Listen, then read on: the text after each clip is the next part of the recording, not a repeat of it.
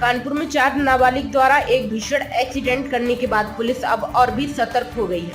अब पुलिस ने एक हेल्पलाइन नंबर भी जारी कर दिया है, जिसमें यदि कोई भी नाबालिग सड़कों पर गाड़ी चलाता हुआ देखा जाता है तो उस हेल्पलाइन नंबर पर शिकायत कर सकता है।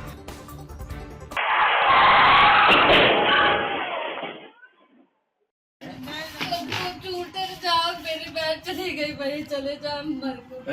हम भी तो भाई हैं। आज तक जरिंग को भाई देखे हैं। मृत्यु जो हुई है बस मूर्ति की वहाँ टकराई है। वो ये है इधर पड़ा है। इस मामले में पुलिस कमिश्नरेट के एडिशनल सीपी हरिश्चंद्र ने बताया कि कानपुर में स्कूल प्रशासन को निर्देश दिए गए हैं, कोई भी नाबालिग वाहन चलाकर स्कूल न आए, इस पर विशेष ध्यान रखा जाए। अगर कोई भी स्कूल प्रशासन किसी प्रकार की कोताही बरतता है तो उसकी जिम्मेदारी तय की जाएगी।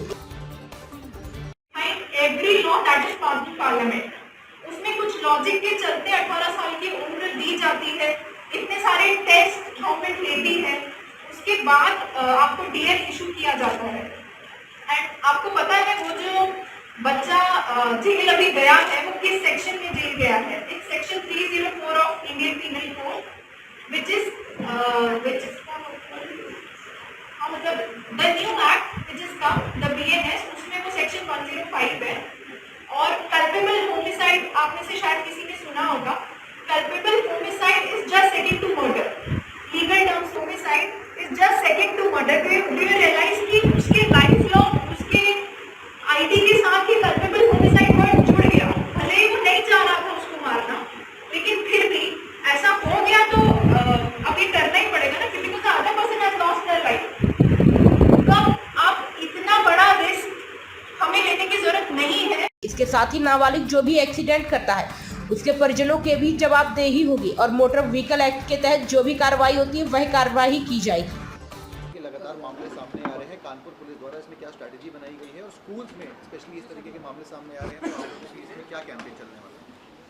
ये भी कुछ घटनाएं पूर्व में हुई थी, जिसमें कि माइनर जो बच्चे हैं वो गाड़ी ड्राइव कर रहे थे और उससे एक्सीडेंट हुआ, और उसमें जो है वो पुलिस ने फिर एक कार्य योजना बनाई है कार्रवाइयाँ करने को लेकर के और एजुकेट करने को लेकर के। उसी क्रम में कल से जो है वो जितने भी स्कूल्स हैं सभी स्कूल्स को डायरेक्ट भी किया गया है, उनके साथ बैठक भी की गई है और एक एजुकेटिव एनवायरनमेंट बनाने का प्रयास किया जा रहा है, जिसमें स्कूल को ये बताया गया है कि आप डिस्करेज करें कि आपके यहाँ जो बच्चे जो माइनर हैं, जो स्कूटी से आते हैं, जो गाड़ियों से आते हैं, वो ना आए, और यदि वो आते हैं तो आप उसको जो है वो उन पे जो कार्रवाई हो सकती है वो करें, और यदि उसके बाद भी जो है वो स्कूल इसको डिस्करेज नहीं करते और ऐसी चीज़ें होती है तो हम उसमें लिंकेजेस के बेसिस पे फिर स्कूल की भी जिम्मेदारी तय करेंगे। नंबर 1। नंबर 2, एक हेल्पलाइन नंबर 9305104387 9305104387 हमने जारी किया है, जिसमें हमने लोगों से भी अपील की है कि अगर ऐसे माइनर बच्चे गाड़ी चला रहे हैं तो उनके बारे में सूचना दें, ताकि जो है वो हम उनमें उनके पेरेंट्स की और जो उनके गार्जियंस हैं उनकी भी जिम्मेदारी फिक्स कर सकें। पहले हम ये प्रयास कर रहे हैं कि उन सभी को एजुकेट किया जाए, ये बताया जाए कि 18 साल से कम उम्र की बच्चे जिनका लाइसेंस नहीं है वो गाड़ी चला नहीं सकते हैं, और यदि उसके बाद भी वो गाड़ी चलाते हैं तो इसमें जो नया कानून है उसके तहत जो उनके पेरेंट्स या गार्जियन हैं उनकी जिम्मेदारी बनती है, और 25,000 रुपये का इसमें जुर्माना भी है। परंतु हम ये चाहते हैं और जो हमारा प्रयास है कि हम पहले सबको एक सकारात्मक दिशा में पॉजिटिव वे में ले जा कर के एजुकेट करें और इस चीज़ को डिस्करेज करें, ताकि जो माहौल है वो सकारात्मक बने। पर यदि उसके बाद भी जो है वो एक लिमिटेड टाइम तक ये अभियान हम चलाएंगे एजुकेटिव होने का, और तब भी नहीं होगा तो फिर इसमें जो पेनल्टी एक्शन है वो लिया जाएगा। कितने का मौका दिया है और क्या कार्रवाई करें? ऑलरेडी इसमें सभी विद्यालयों को हम लोगों ने एंगेज किया है।